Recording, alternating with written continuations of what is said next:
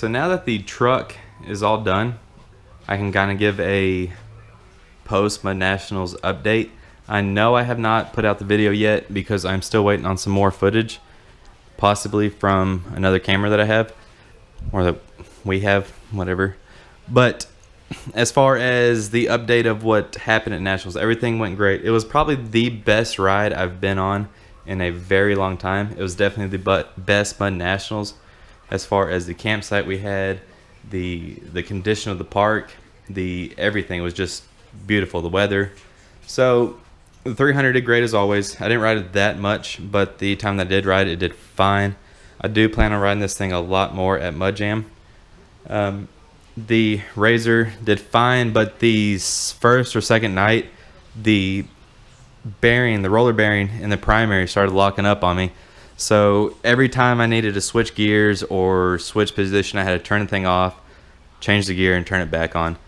Thankfully, I did put a new starter in there a few months ago, so that held up fine. The only damage really was that someone that tried to help me out of a mud hole grabbed my other whip for some reason. Because, I mean, the whip is obviously a good pry point to, pull me out. But that didn't work out. So he snapped my whip off. All I'm going to do is drill that out, epoxy it back in there, redo it all, cut the top of this one down some to match the other one. HunterWorks hooked me up with a new roller bearing. Sorry, it's out of camera here. The new roller bearing. This is supposed to be the HD roller bearing. I got the new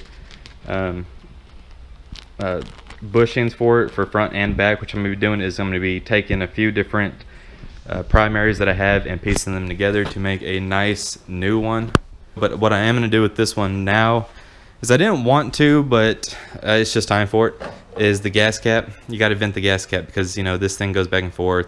It lets mud and dirt into this cap right here. So I am going to be taking the valve out and putting in I don't even know what you call it, but anyways, I'm gonna put the vent line on that and run the vent line up. That's why I do have another hole drilled right here for future references for that. And what I do plan on doing is actually making a nice plate for this thing, so the snorkel is secure, which it is, but I do not like the clear vent line, as y'all know. Okay, so I got the belt cover off, and no water or mud still made it into the belt housing. But like I said, I still think that bearing in between the belt is grabbing and locked up because my belt alignment is still perfect. So I'm going to start it up and see if the primary will pull the secondary just on neutral, which it shouldn't be because that's not how Polaris works. So let's find out. Yep, just like I thought, it's going to pull it because that bearing is out. Right now that primary should be still, the secondary should be rolling over it. So that right there is my problem. Bearing in here is completely locked up. I cannot turn it left or right. Before the ride, I mean, I just had this belt apart right before Nationals, and this bearing worked as it should, because I mean that's just something you check with your belt. But now it is completely locked up. You can almost see the groove marks in it. So like I said, I'm gonna go get the other one and try to piece this one together once I can separate the towers and everything. I'm gonna separate it from the base plate right here, and I'm gonna throw the new bearing in there and with new washers, and I should be good to go. But this right here is not supposed to be locked up. If it's ever supposed to be locked up is with a one-way bearing, and that is with your engine braking. But this does not have engine braking, so, and it's even a little scored, so this bearing is gone. So it's the next weekend, trying to finish this thing up. Like I said, I've had a bunch of different primaries for the Razor 800. This is actually off a Sportsman 800, which I'm just doing a bunch of parts matching and comparisons. This is off a 570, the Ranger 800, I believe. But they all have the same problem, other than this one. This one was just taken off to put a CV Tech in Kevin's 570. So here's all the bigger bearings. The one right in there with those rollers on the inside, this is a one-way, and this is just the normal two-way. They both have the rollers down there, but as you can see on both of them, they just go bad. So I'm gonna have to put it back together. Like I said, this is the new bearing I got to put in there with the new washers. The thing though is that it comes with that grease in there. I don't know how much it's supposed to be in there, but that's obviously what the problem is with those old bearings, that this grease goes away. And this does have a double lip seal on it with the metal outer seal, so it should hold it in there pretty well. But I'm still going to pack it some more, so I went and got some of this Super Lithium EP Moly grease. It's very, very tacky, very thick, and so I'm going to put that in there.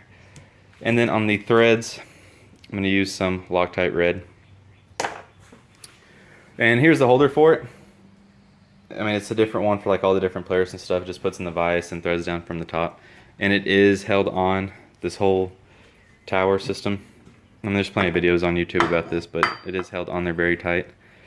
So I'm going to finish cleaning all this up. My bearing that was in there, what happened was that the washers, these little thrust washers or fiber washers, actually disintegrated. And so then the bearing,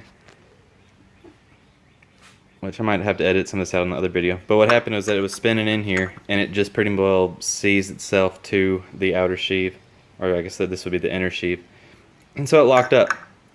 But I'm going to clean up the shaft here and put in a new washer so it spaces it out, creates less friction with a new bearing. And this is kind of a last ditch effort just before I buy a new primary.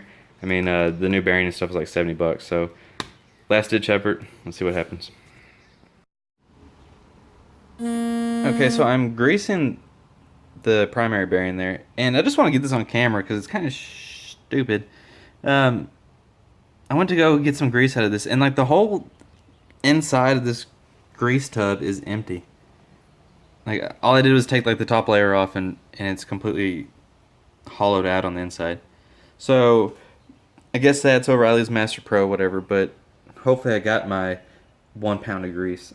Like I'm thinking I'm at like 426 grams here, because I'm definitely got cheated out on that. And we're gonna put it together. Just get a fiber washer, throw that on there all the way down. You can see like I'm a little bit grooved out right there, but the fiber washer on there, you get our new bearing that greased up.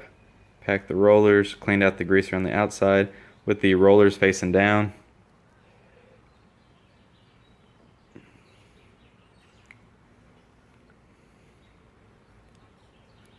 Slide that on.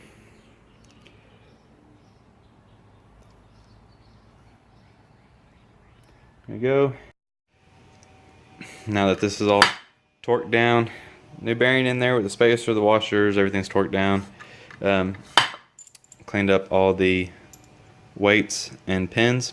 I'm gonna install those, get that done.